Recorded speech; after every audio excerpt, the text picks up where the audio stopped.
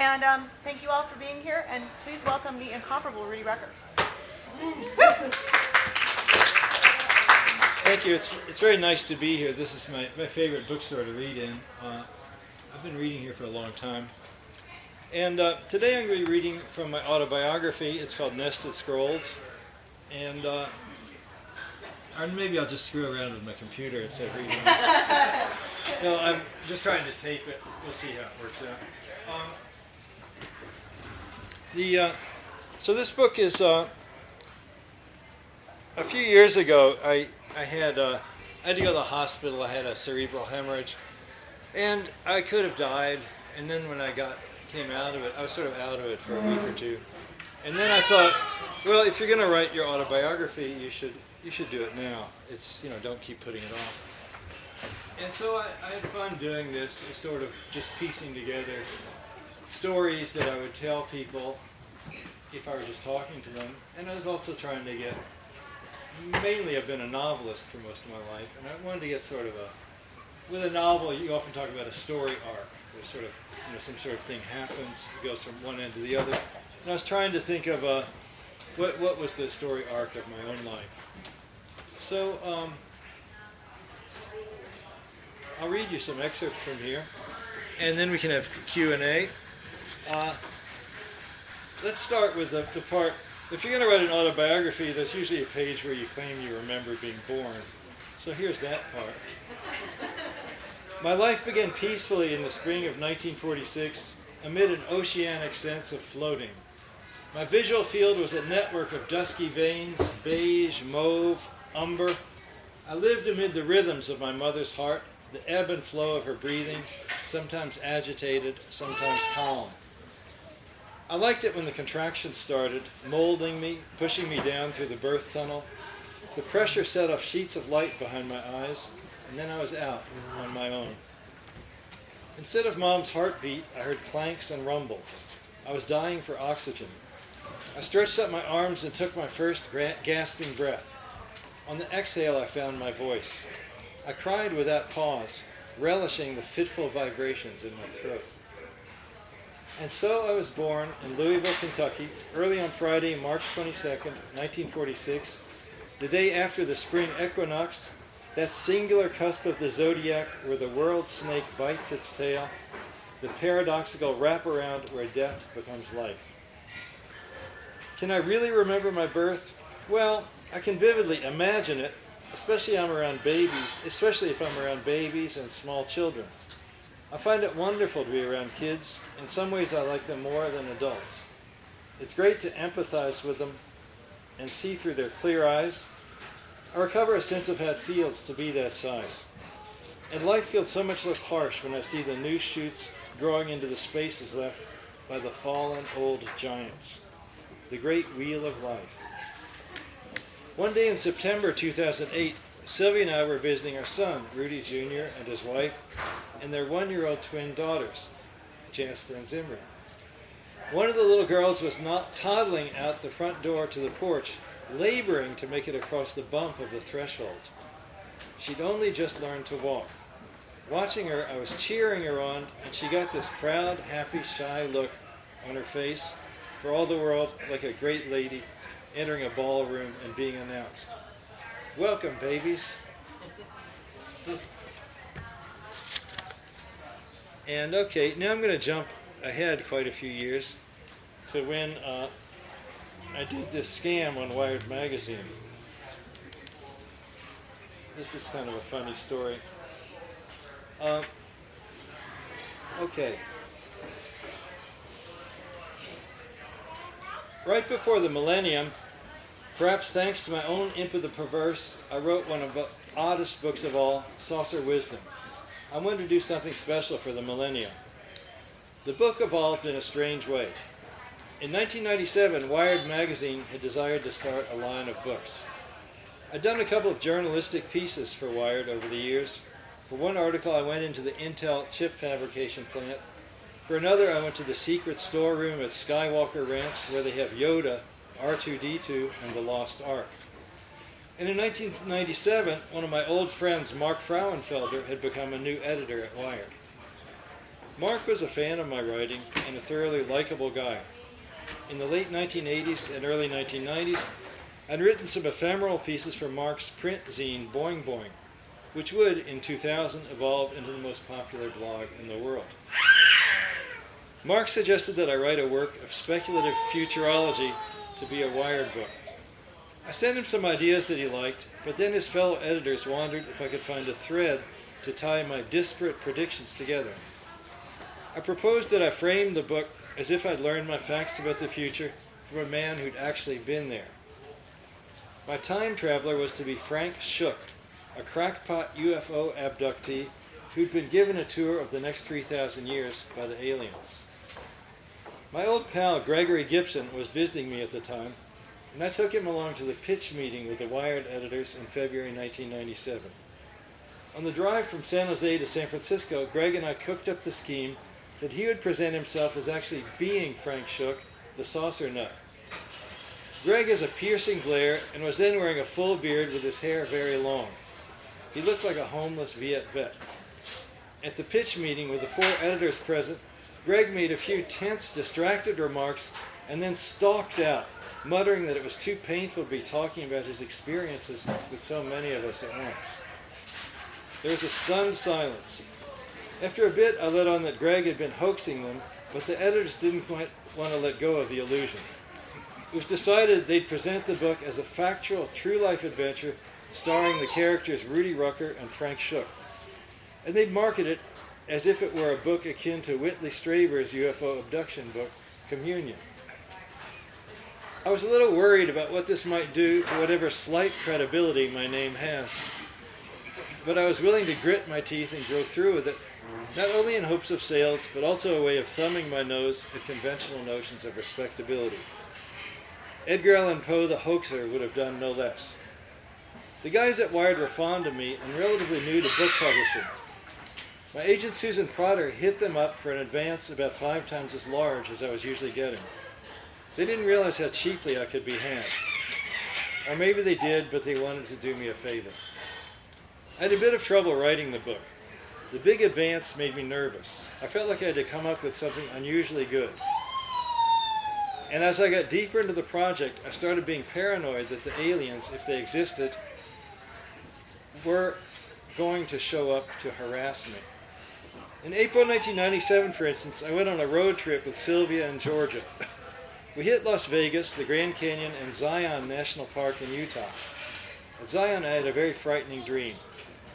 In my dream, the aliens are high over me in a long-legged Dr. Seuss-style walking machine that's also a bulldozer, and it's rocking, the way machines do when they're trying to push something. I protest, and the aliens shine a laser down into my mouth. The laser is etching my teeth as if they are computer chips in a fabrication plant. It's incredibly painful, and it's happening way too fast. I woke myself up and felt that dark, helpless paranoia of the real UFO nuts who think the aliens have already taken over the world and that we're just their cattle, their lab rats, controlled by our etched-in implants. I felt doomed. The next morning, the newspapers were filled with news of a mass UFO cult suicide in Los Angeles. And when we got home, we found our house flooded with 500 gallons of raw sewage. The main line had clogged up while we were gone, and the neighbor's crap had backed up through our toilet. Was this the revenge of the aliens? Was the sewage the objective correlative of ufology? Walking the hills above Los Gatos a few weeks later, I lay down in a grassy little meadow and looked up. I was wondering how it would be to see a classic flying saucer up there, drawn in lines of pale light against the blue sky. The noises in the woods began to take on an alien cast, sticking together to form higher-order mental forms. To further roil my psyche, Greg kept leaving me crackpot voicemail messages in the persona of Frank Shook.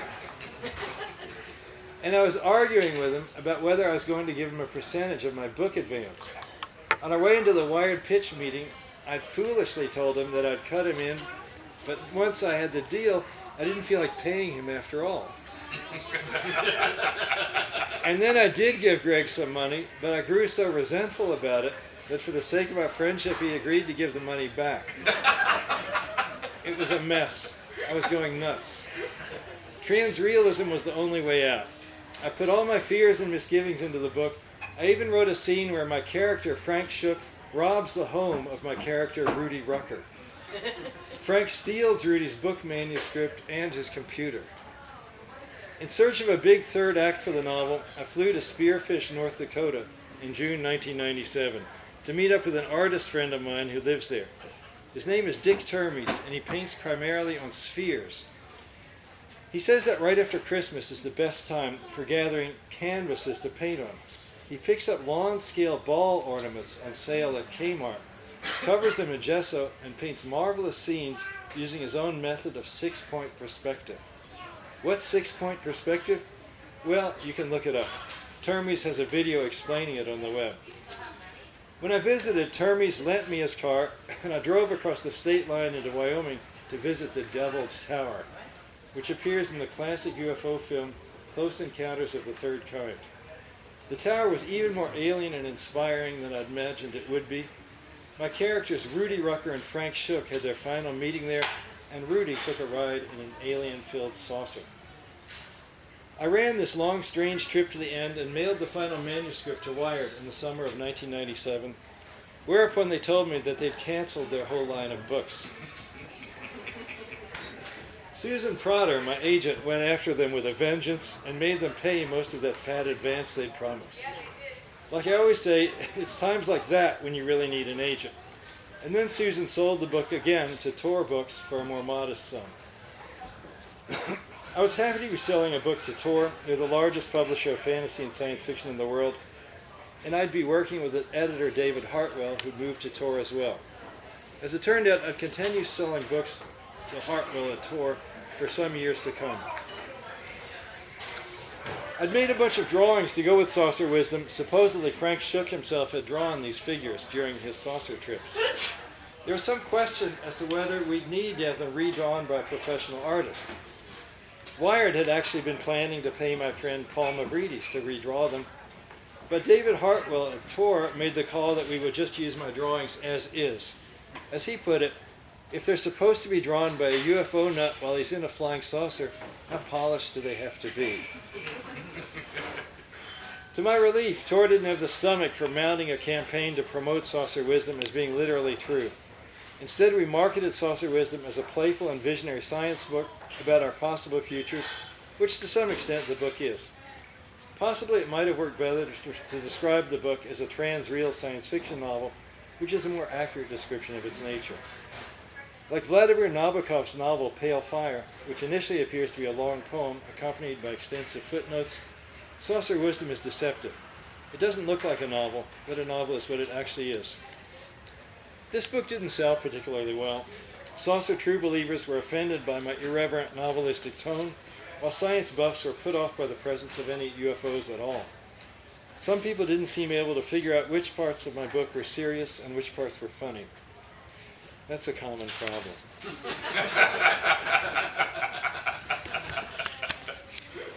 All right, let me read another little bit.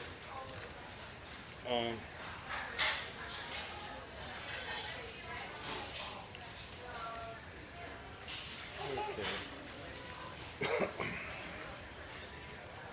This is something sort of interesting. I wrote a novel, Mathematicians in Love, from 2004 to 2005, and it has multiple sheets of reality, and in order to give this some coherence, I used the notion that there might be a godlike being who keeps designing fresh drafts of our universe, like a novelist would do.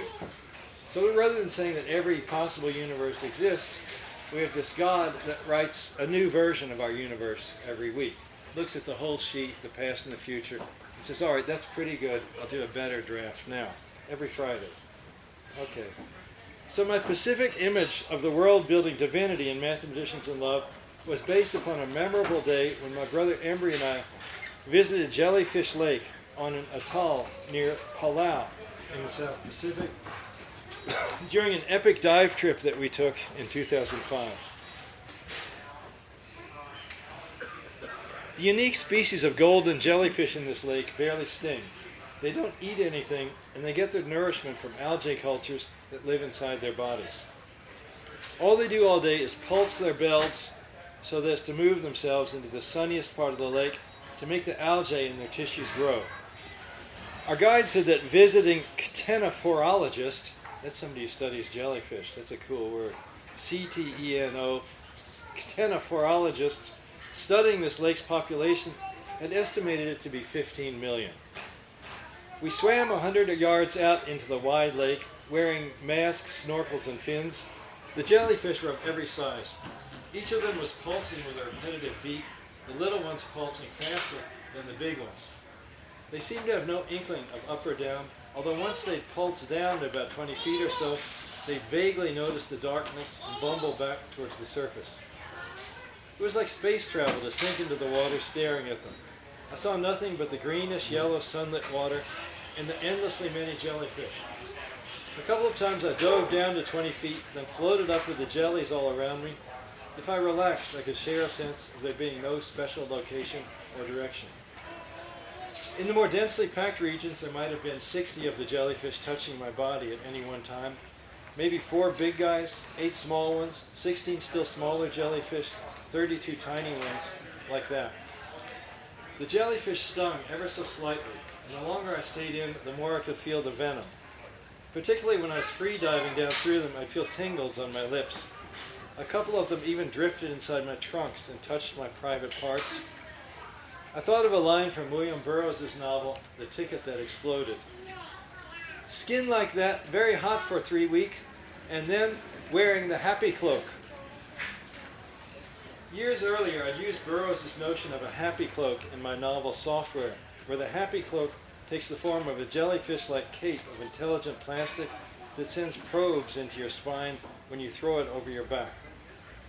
In Mathematicians in Love, the designer god of our universe is a very large jellyfish. She makes a new revision every Friday. Sometimes I get a little tired of being cast as a science fiction writer. In my mind, I see my novels as surreal postmodern literature. I just so happen to couch my works in the vernacular genre form of SF because the field's tropes appeal to me. The downside is that since my books have that SF label on them, many people don't realize that I'm writing literature. In academic philosophy, they use the phrase category mistake to refer to a situation where one tries to apply a property to something that cannot possibly have this property. The classic example of a category mistake is the question, is virtue triangular? Sometimes I feel like my whole career of writing literary SF is a category mistake, and I wonder if there might be a way to get my work relabeled. As Kurt Vonnegut famously put it in 1974, I've been a sore-headed occupant of a file drawer labeled science fiction, and I would like out, particularly since so many serious critics regularly mistake the drawer for a urinal. Not too long after this, Vonnegut did make it out of the drawer. Although he never stopped writing SF, he got people to start viewing his works as literature. More recently, Jonathan Lethem is a strong example of a former SF writer who's managed the escape from the ghetto mood. He's a high-lit writer now, but in some sense his books are still SF, or at least fantasy-tinged. In terms of crossover, others start out as literary writers and then begin adding SF elements to their novels. Margaret Atwood comes to mind. These kinds of books tend, however, to be called speculative or imaginative fiction rather than SF. When I gripe about my SF label to Sylvia, she laughs at me. Not science fiction? You're writing about robots and talking cuttlefish and flying saucers and trips into the fourth dimension. What do you expect people to call your books? So be it. Okay. I'll read one more little bit and then we'll do some questions. So this is right at the very end of the book.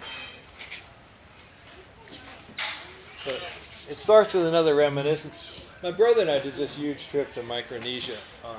I think I was about 60 when we went. I'll end with one last Micronesia story. While touring around that obscure South Pacific island of Pohnpei in February 2005, Embry and I found our way to an enormous petroglyph rock. a rock with carvings on it. It was smooth to the touch, 100 feet long, resting in the jungle beside an open field, with green interior mountains beyond the field, and with heartbreakingly beautiful tree crowns waving against the pale blue sky. The petroglyph designs carved into the rock were quite old. We saw images of paddles or knives, of women's vaginas or of shields, some bow tie shapes, and the outline of a whole woman. To find this site, we'd asked at a house near it, and a beetle nut chewing guy offered to guide us. We were glad to have him along for a few bucks. Wiley.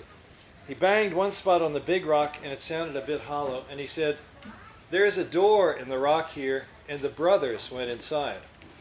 "What brothers?" "Two brothers came from far away." Wiley pointed towards the other side of the island, across the interior mountains. It was maybe 10 miles distant, as remote a spot as he knew.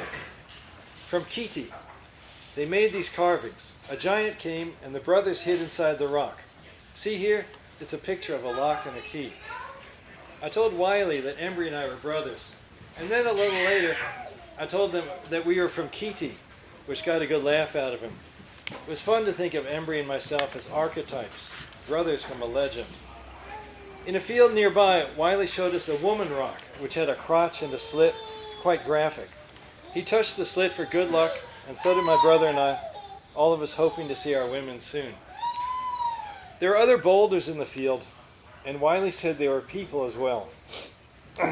He said this field was his land, and the land was a storyboard, which is a kind of wooden bas-relief that the Micronesians carved to preserve their legends. Wiley's rocky field was a storyboard. I loved that. He was living mythically and in depth, and that's how I'd like to think I've lived too. It's been deep and intense here inside this cosmic novel. Back in the first chapter, I mentioned that I wanted what my life has meant. But now I see that's not a question I'm in a position to analyze. I'm inside my story, not outside of it. I'm in the storyboard. What does a flower mean? A waterfall? This said, as a writer, I can think of my life structure, about the story arc, and I see a few obvious themes. I searched for ultimate reality, and I found contentment in creativity. I tried to scale the heights of science, and I found my calling in mathematics and in science fiction. I drank and smoked pot, and then I stopped. I was a loner, I found love, I became a family man. I was a rebel, and I became a helpful professor. And I never stopped seeing the world in my own special way.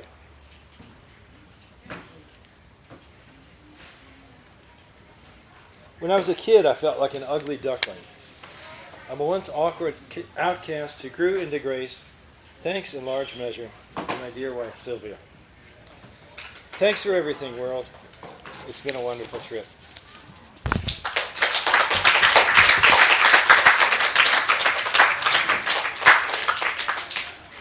So that's it.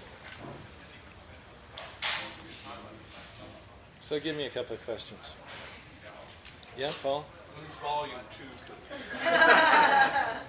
When is volume 2 coming out? Well, this runs from when I was 0 to 64. I have the feeling there might not be very much interesting in volume 2. More stuff. I'm doing something in a way similar to that.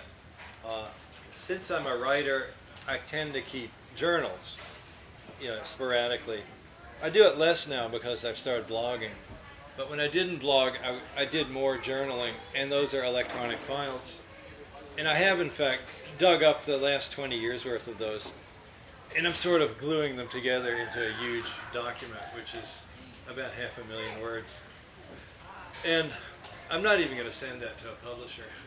So what I'm going to do, I'm going to publish it as an ebook, I think. Or possibly, I don't see it being marketable, but I think it could be an ebook. It could be the exegesis of Rudy Rucker. Yeah, the exegesis. Like they've done with Philip Dick, Well, they finally published, people are like drooling and longing for the exegesis, and now they published it, and it turns out maybe, it's hard to tell. You always wonder, was Phil putting us on or not? Was Phil really serious? Was he to some extent mind gaming us? It's not clear. But, maybe in 50 years it can be published, sure. But I'll do the ebook within a year or so.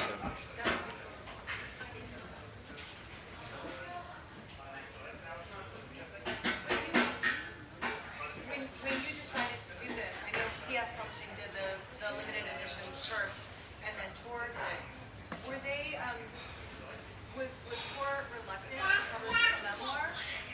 Okay, thanks. You're asking, it came out in a, Nested Scrolls came out in a limited edition from PS Books in England, and they're sort of a specialty science fiction collector publisher. And then Tor Books, they're more of a mass market publisher, did it 6 months later. Originally Tor, I thought Tor, it's sometimes hard, the signals aren't clear. I mean, my editor's in New York, David Hartwell, and I had the definite impression that he was not interested in publishing it. And then I think for somehow I thought of sending it to PS. I don't remember exactly how I thought of doing that. I knew they did this type of book, I guess. And so I sent it to them, and then they said, sure, we'll do it. And then my agent, Susan Trotter, she mentioned that to Hartwell, and then suddenly he was, okay, let me see it. Maybe I will do it. And then he read it, and he said, well, actually, I like this. This is good. And for them, the upside was since PS was going to typeset and design the book, they could basically just take the design. So if you look, this edition looks exactly the same as PS, but it's a little smaller, and the photos are a little bit different. So there's no textual differences at all? There's no differences at all other than the photos are different, and the actual size of the page is different. Something that struck me when I was reading the book was that, because I'm a huge Beat fan as well, I love the Beat writer. It seemed to me that you were too nice and polite to ever be a Beat writer. Oh, okay. I always said I wanted to be a beatnik science fiction writer, and Jude is saying I'm too nice and polite to be a beat writer. Well, at times. I think I've written. Right, that's true. I've written some pretty crass things at times. Like in Freeware, there's a speech that Corey Rhizome delivers about conservatives that's pretty harsh. Well, I know you like to poke Yeah. people too. Yeah. particularly institutions or individuals that deserve poking. Yeah. That's Well, there was a period when George Bush was in for 8 years. I think I wrote 3 novels in a row where there was an insane, evil U.S. president. I was hoping that might make a difference. You know. But the thing about beat writing that appealed to me is that there's this thing I call transrealism, which is a way that I like to write science fiction. And I like it to some extent include the story of my life, you know, the world around me, people I know. And that's very much in the Beat style, to be writing confessional novels about yourself. I mean, Kerouac's books, they're about himself with the different names, and Burroughs as well, and of course Ginsberg. So I was thinking I could take that style, but then add on the element of science fiction, so very cool things can happen. And for me, the science fictional things, they take on the aspect of sort of symbols of things about yourself. Like telepathy is the dream of being able to talk to people and have them understand you, and things of that nature. See, I was wondering, speaking of whether or not you're nice or mean, did you find yourself encountering earlier, slightly spikier versions of yourself while you were trying to write this? Did they come up and have words with you? Okay, Paul is asking, did my more or less nice younger self kind of bother me? Well, I did. It's not so well known. I did write an earlier memoir when I was about, I think, 35, called All the Visions. I think Jude, they used to have 1 or 2 copies here. Yeah, we haven't. They're kind of hard to find. And I think they're probably super collectible now, where people will not relinquish them. Yeah, yeah. That's another one I may put out as an ebook. But so the thing is, I used to. Well, that's when I was too much under the influence of the Beat model, that if I write my autobiography, it should mainly be about getting drunk and high, you know, and about hating people and being a rebel, you know. And then now, at this point, really that's not the main thing about my life, you know. The main thing has been science and writing and family.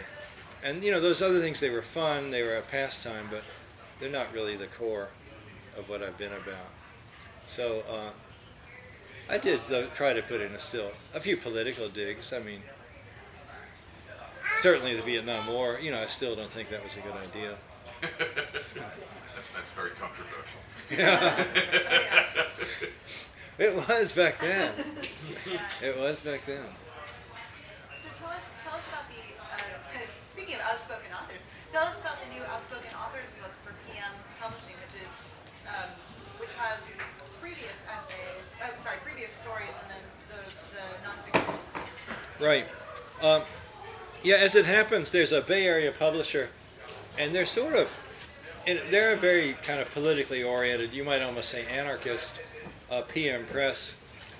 And they publish books by anarchists. And also Terry Bisson, he's very much a scene maker in San Francisco. He organizes this. He's also from Kentucky, like me. And he's editing this series. It's called Outspoken Authors, and they're these very thin little books, mostly by science fiction writers, and including a couple of somewhat political short stories. And also I have an essay in here called Surfing the Gnarl. I like to talk, there's this chaos theory concept of gnarliness. It's between order and chaos. And then there's an interview that Terry Bisson did with me. So that's a nice little book. That's actually a picture of me in Jellyfish Lake. So if you can pass down. A visual aid here. Yeah. That was we were diving, there was a woman called Safia Chen, and she lives in Milpitas, and she took my picture with her underwater camera. Okay, are we done? Is that enough? Say what? Do you still do any mathematics? Okay, a question from Connor. Do I still do mathematics? Well, not in the way that I used to. When I was younger in my life, I got my PhD in mathematics, and I was hoping, like any young mathematician, that I could prove some, really big theorem that would, be a big deal. And then I found, well, it's like you're a very good chess player, and then the people in the room with you are grandmasters, and they're all like 14 years old, and they're professors at Stanford already. Whenever you see in the Book of Guinness World Records somebody who's a professor at Stanford, the youngest ever, they're always mathematicians. So it was. I said, all right, this isn't going to work for me. So then I kind of went sideways into computer science, and I did that for 20 years. And I still think mathematically, I see shapes and patterns and things of that nature, but it's not really a matter of trying to prove theorems anymore. The computer science, in a way, replaced that because you can set down systems and see what evolves, what happens. But it's more like empirical. It's like mathematics would be if it was empirical. And Well, that's what I was getting at. You were kind of around the corner, empirical mathematics, cellular automata and stuff like that. Yes, I got very interested in cellular automata. They're a beautiful kind of. It's really fun because you can get these programs and you can watch and you can see what comes out. It's a very satisfying thing to do. But these days I don't even do any computer programming. I just try to. Wait, I want to get my camera out and get a picture of you all. I was trying to do that. So I don't really do much programming. At this point, I'm just trying to write and paint. I took up painting, and I like that because it's analog. Give me a smile. Okay. You'll be on my blog. Get a picture of the empty chair then. Jude, go sit in that chair. So don't have an empty So we chair. don't have an empty chair in this Yeah, there we go. All right, and then I'll put 6 copies of this. Yeah. Okay, thanks. And if my computer works, I will also put up a podcast of this. Okay, so maybe that's enough. So thanks for coming out. If you have anything else, you can just come up and ask me. Did you have a question, Tom? Yeah. One more question? Yeah, question, comment. I came in on this kind of late, but I seem to remember I saw a copy of your book already, and it mentioned that you come from Kentucky originally. Is that? That's true. What part? Are you from Kentucky? How'd you guess? Yeah. No, I'm sort of interested. growing up there, living there, how that maybe, what your early sort of science fiction exposure was? Okay, well that's a good How it question. came into play. Thanks, Emery. Okay, we've got a question from a fellow Kentuckian saying, what was it like growing up in Kentucky and then coming to California? I grew up in Louisville. It actually was a suburb of Louisville, St. Matthews, near Harrods Creek. And I lived there until I went to college when I was 18. And the only there was two sources for science fiction. One was the Louisville Free Public Library. And they would have books like the best science fiction stories of 1949. And I really liked those books. And then the other source, there was a Woolworth's 5 and 10. And this was the one of science fiction's golden ages. There would be, these little Valentine paperbacks that would cost about 25 cents.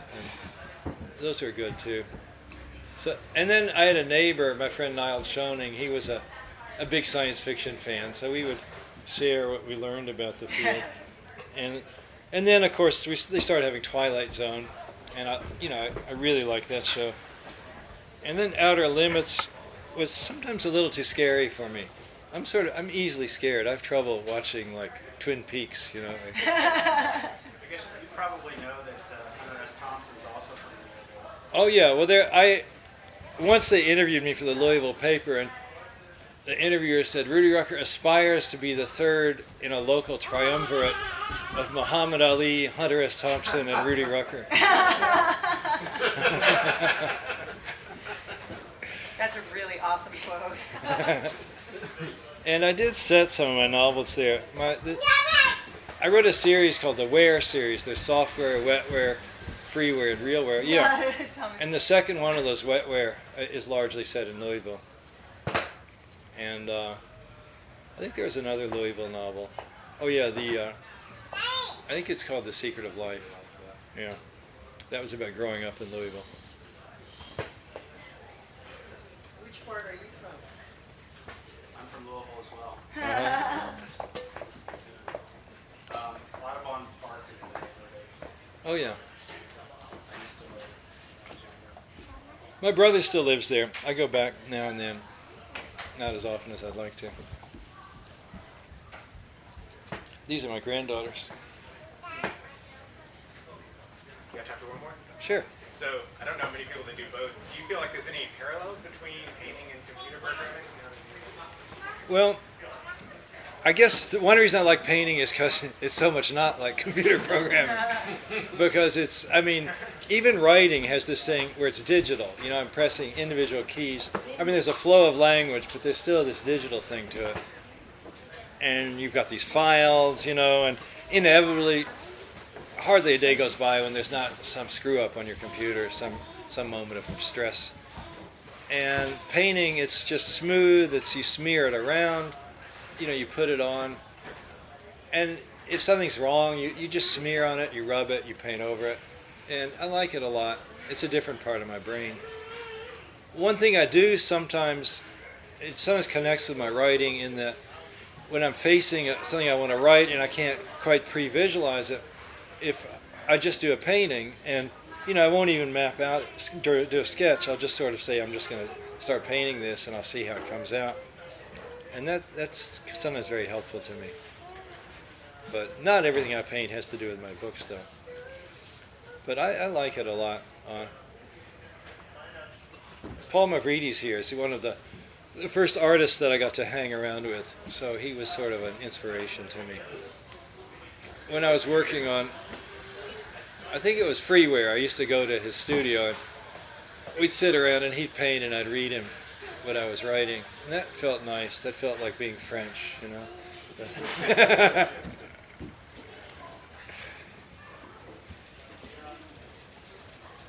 Anything else? Okay. I think we're done. Thanks for coming.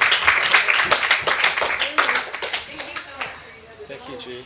You're gonna do a drawing and see who gets the Oh yeah, see who gets the print. yeah, and you can pick any print that you want.